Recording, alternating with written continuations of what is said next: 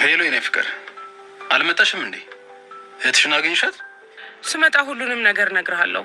ምን ይዤ ልምጣ? ምንም አልፈልግም የኔ ፍቅር፣ አንቺ ብቻ ከመጣሽልኝ በቂ ነው።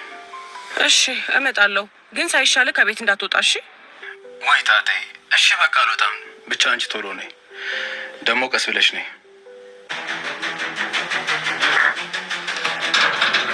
ሮቤል ወንድሜ፣ እንኳን ፈጣሪ ያተረፈ። ሰይጣን ምን አባል ሰራ ነው እዚህ ቤት የመጣው? እባክህ ሳሚ ተረጋጋ። ታማሚው የሚለን ብትሰማ ይሻላል። ሱራፌል በሚገባው ቋንቋ ነገራውና ከቤት ያስወጣልኝ። ይሄን ሰይጣን አባረው፣ ካለበለዚያ ሌላ ችግር ይፈጠራል። አንተ እርኩስ፣ ምን አባፈልገህ ነው ቤቴ ድረስ የመጣው? ዶክተር ሮቤል ወደነ ቤዛ ቤት ጎራ በማለት ሱራፌልና እንዲሁም ደግሞ ሳሚ ለምንድን ነው የመጣኸው ብለው ቢጠይቁትም እሱ ደግሞ ተደብድበው የተጎዳውን ወንድሜን ለመጠየቅ ነው የመጣሁት ሲልም አስረድቷቸው ይገኝ ነበረ። ሳሚም አያይዞ ሌላ ጥያቄ ጠይቀውት ይገኝ ነበር። እሱም ምንድን ነው የሱራፌልን መጎዳት እንዲታወቅ ሮቤል አንተነህ አይደል እያስደበደብከው እያለም ሊገለው እያስፈራረው ይገኝ ነበረ። ቤዛ ከሄደችበት ስትመለስ ዶክተር ሮቤል ቤታቸው መጥቶ እንደነበረ አይተዋለች። እናም እዚህ ምን ታደርጋለህ ብትለውም እሱ ደግሞ ወንድሜን ለመጠየቅ ነው የመጣሁት፣ አንቺስ የት ሄደች ነበረ ሲልም ሌላ ጥያቄ ጠይቋት ነበረ። ቤዛም በጣም በመናደድ አይመለከትም፣ ሂድ ከዚህ አሁን ብላ ለማባረር እየሞከረች ትገኛለች። ሮቤልም ቤዛ በጣም አምሮብሻል፣ እናም ይህ ህይወት ላንቺ ተመችቶሻል እያለም እየተሳለቀባት ይገኝ ነበረ። ቤዛም በጣም ስለተናደደች እንዲህ እንደሆን ያደረጉኝ ያቺ የማትረባ እህት ተብዬዋ እና አክስቷ ናቸው። ስለዚህ እያንዳንዳቸው እንደምበቀላቸው ንገርልኝ፣ እናም የጠበቀ ሰላምታይን አድርስልኝ ስትል ነበረ። እሷን በምላሹ ነገር ቢጤ ጣል አድርጋበት እየሄደችው። ሮቤልም አይ ቤዛ እያስመሰልሽ እንዳልሆነ ተስፋ አድርጋለሁ፣ እስካሁን አላገኘኋትም እያልሽ ነው ማለትም ከእህትሽ ጋር አትገናኝም ሲልም ጠይቋት ነበር። ሰላም ጤና ይስጥልኝ ውድና የተከበራችሁ ቤተሰቦች እንዴት ናችሁ? እኔ እግዚአብሔር ይመስገን በጣም ደህና ነኝ። በያላችሁበት ሰላማችሁ ይብዛልኝ እያልኩኝ እንኳን ወደ ቻናሌ በሰላም መጣችሁ። ለዚህ ዩቲዩብ ቻናል ደግሞ አዲስ ከሆናችሁ ላይክ፣ ሼር፣ ሰብስክራይብ በማድረግ ቤተሰብ ሆኑ። እንዲሁም ደግሞ ሀሳብ አስተያየትም ካላችሁ ኮሜንት ላይ አሳውቁኝ። ለዛሬው ደግሞ ቤዛ ፊልምን ክፍል 86 ይዤላችሁ መጥቻለሁ። እስከ ቪዲዮ ፍጻሜ አብራችሁኝ ቆዩ። ሳሚም በጣም በመናደድ ዶክተር ሮቤል ለሱራፌል መጠየቂያ ብሎ ያመጣውን ሙዝ በላበላ እያደረገ እኔ የሚልህ ሱራፌል አንድ ሀሳብ መጥቶልኝ ነበረ፣ እናም የሚጠቅም ከሆነ ላጋራ እችላለሁ እያለም ሱራፌልን እያዋራው ይገኝ ነበረ። ሱራፌልም እሺ ሳሚ አንተ ሀሳብ አያልቅብህም፣ እሺ ንገረኝ ሲልም ሊሰማው ፈቃደኛ እንደሆነ ነግሮታል። ታዲያ ሳሚ መጥቶለት የነበረው ሀሳብ ምንድን ነው? ሱራፌልና ሮቤልን በፍቅር ማጣመር ማለትም ለምን በፍቅር አትቀርበውም? እናም የወደድከው መስለህ ከሱ ጋር የተስማማህ መስለህ አትቀርበውም ነበረ የሳሚ ሀሳብ። ቤዛ ግን በፍጹም ሳሚ ይህ ሀሳብ አይሆንም፣ ሮቤል እኮ አውሬና ጨካኝ እንደሆነ ይታወቃል። ከአንዴም ሁለቴ ሱራፌልን ሊገለው እያሰበ ነበር። እንዴት ታዲያ በድጋሚ ከሱ ጋር በፍቅር ቀርበኸው አብረህ እንደ ጓደኛው እንደ ወንድም ሁንለት ትላለህ ስትል ነበረ ይህን ነገር ጣል ያደረገችው። ሳሚም እኔ እኮ የማደርገው ነገር ስለጠፋኝ ነው፣ እናም ሌላ ሀሳብ ካላችሁ እኔም ልስማችሁ ሲል ነበረ ሱራፌልን ሀሳብ እየጠየቀው የሚገኘው። ሱራፌልም እባክህ ሳሚ ቢያንስ ለሚስቴ ልኑርላት፣ እንዴት ያ ውሻ እንዲገድለኝ ትገፋፋኛለህ እያለውም ይገኝ ነበር።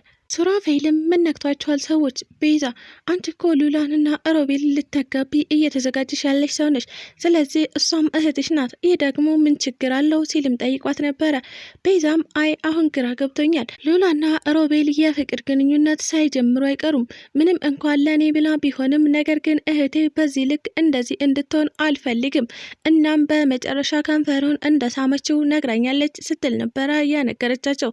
ሳሚም የፈራሁት ደረሰ፣ እኔ እኮ ይህ ነገር እንዳይፈጠር በጣም እየሰጋሁ ነበር፣ በመጨረሻ ሉላ በሮቤል ፍቅር ብትጠመድስ ሲልም ሌላ ሀሳብ አመንጭቶ ይገኝ ነበር። ቤዛም አይ እንደዛ እንኳን አይደለም፣ ነገር ግን እየሄደችበት ያለው መንገድ ምንም ደስ አላለኝም፣ እናም እንደሚጋቡ የጋብቻ ጥያቄ እንዳቀረበላት እሷ ደግሞ እንደተቀበለችውም ነግራኛለች ስትል አያይዛም ቤዛ ይህንን ነገር ነግራቸው ትገኝ ነበር። ሉላም ዶክተር ሮቤልን ለማማለል የተቻላትን ሁሉ እየሞከረች ትገኛለች። ትገኛለች። ሮቤልም ለሀጩን በማዝረክረክ አረ ሉላዬ ልብስ ልበሺ ምን እየሰራሽ ነው በማለትም ልብስ እንድትለብስ እየገፋፋት ይገኝ ነበር። እሷም ምነው ዶክተር ልታገበኝ አይደል እንዴ ታዲያ የኔን ገላ ማየት ለምን አሳቀቀ እያለችም በምላሹ ደስተኛ እንዲሆን እየነገረችው ትገኛለች። ሮቤልም አይ ሉላ እየሞቀኝ ነው ሲል ነበረ ሙቀት እየተሰማው እንደሆነ እየነገራት የሚገኘው። ታዲያ በዚህ መካከል ምን ተፈጠረ? የሉላ የልጇ አባት ማለትም የድሮ ፍቅረኛዋ ቤት ውስጥ ሳያንኳኳ ነበር ከች ብሎ የነበረው። ሮቤልም በጣም በመናደድ አንተ ውሻ ደግሞ አንተ ማነህ?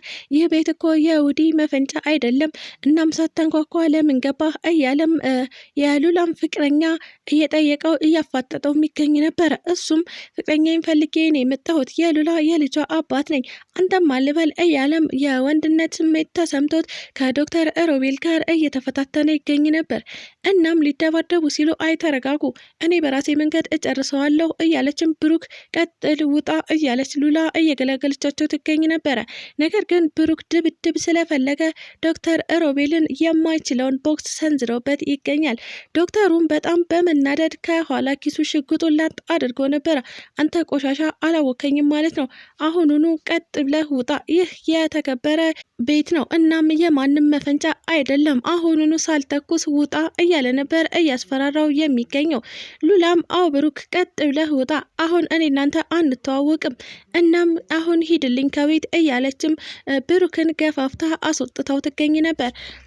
ታዲያ ይህንን እያየው ዶክተሩም ይህ ቤት ኃይለኛን ጠንካራ ጥበቃ ያስፈልገዋል፣ እኔ እኮ ጥበቃ ልቅጠር ስል የነበረው ለዚሁ ነው፣ እናም አሁኑኑ መወሰን አለብኝ ሲልም የቤቱ ጥበቃ ሊያዘጋጅ እንደሆነ ተናግሮ ይገኛል። እናም ከዚህ በፊት ሽብሩን እዛ ቤት ትገባለህ ብሎ ባለው መሰረት አሁን ደግሞ ወደ ሽብሩ ስልክ በመደወል አሁኑኑ ስራ ተቀጥረሃል፣ እናም የዘርፌ የመኖሪያ ቤት ውስጥ መጥተህ የጥበቃ ስራህን ትሰራለህ ሲልም ለሽብሩ ስራ እንዳገኘለት ነግሮት ይገኛል። ሽብሩም ይህን ነገር ሲፈልገው ስለነበረ ወደ ሉላ ስልክ በመደወል አሁኑኑ እዛ ቤት ስራ መጀመር አለብኝ የኔ ፍቅር፣ ከዛም ላንቺ ቆንጆ ቤት እከራይልሻለሁ፣ እኔ ደግሞ እዛው እየሰራሁ እኖራለሁ እና ደግሞ አጋጣሚውንም ካገኘን አንቺም እዛው የቤት ሰራተኛ በመሆን ትገቢያለሽ ሲልም ደስታውን አብስሯት ይገኛል። ሳሮንም ምናልባት የሮቤል እነ ዘርፌ ቤት መግባት ለቤዛ የሆነ እገዛ ያደርግላት ይሆናል ብላ በማሰብ እሺ ውዴ በቃ ግባ፣ ችግር የለውም፣ እኔም እንደምንም ብዬ ለመግባት እሞክራለሁ፣ ነገር ግን አንተ ስለተቀጠርክ በጣም ደስ ብሎኛል፣ ምክንያቱም ከዚህ በፊት ስራ ጀምር እያልኩ ስጨቀጭቅህ ነበረ እያለችውም ትገኝ ነበር። እሷም ወደ እነ ዘርፌ ቤት እንዲገባ በጣም እየገፋፋችው ትገኝ ነበረ። እናም በመጨረሻ ለምንድን ነው እዚህ ቤት እንድገባ የምትገፊኝ ቢላትም እሷም ለአንተ ብዬ ነው ውዴ፣ አንተ ካለ ስራ እንዳትንገላታብኝ ብዬ ነው በማለት እያሳመነችው ትገኝ ነበር። ነገር ግን የሳሮን ሙሉ በሙሉ ሀሳብ ቤዛ ማገዝ ነበረ። እዛ ቤት ከገባ ቤዛን ያግዛታል ብላ ስላሰበችም እየገፋፋችው ትገኝ ነበር። ዶክተሩ ምንም እንኳን የሉላ ሀሳብ ቢያጠራጥረውም ነገር ግን አሁን ላይ እያደረገችው የምትገኘው ነገር ሙሉ በሙሉ እንዲያምናት እየገፋፋው እየሄደ ይገኛል። አሁን ላይ ዶክተሩ ሉላን ከማመን ውጪ ምንም አማራጭ የለውም። ነገር ግን እሱም ሴረኛ ስለሆነ የሆነ ሴራ እየጠነሰሰች እናም ደግሞ ቤዛንም እያገኘቻት የነሱራፌልም እገዛ እንዳለበት እየተጠራጠራትም ይገኛል። ሙሉ በሙሉ ባያምናትም ግማሽ ፐርሰንት ግን እያመናት እንደሆነም አይተናል። ቤዛና ሉላ ነገሮችን በጥንቃቄ እያካሄዱ ይገኛሉ። ዶክተር ሮቤል በማይጠረጥርበት መንገድ እየተገናኙ እናም ሀሳባቸውን በጥንቃቄ እያካሄዱ ይገኛሉ። ስለተከታተላችሁኝ እጅግ አድርጌ አመሰግናለሁ። ለቻናሌ ደግሞ አዲስ ከሆናችሁ ላይክ፣ ሼር፣ ሰብስክራይብ በማድረግ ቤተሰብ ሁኑ። እንዲሁም ደግሞ ሀሳብ አስተያየትም ካላችሁ ኮሜንት ላይ አሳውቁኝ። ኢትዮጵያ ለዘላለም ትኑር እያልኩ ሰናበታችኋለሁ።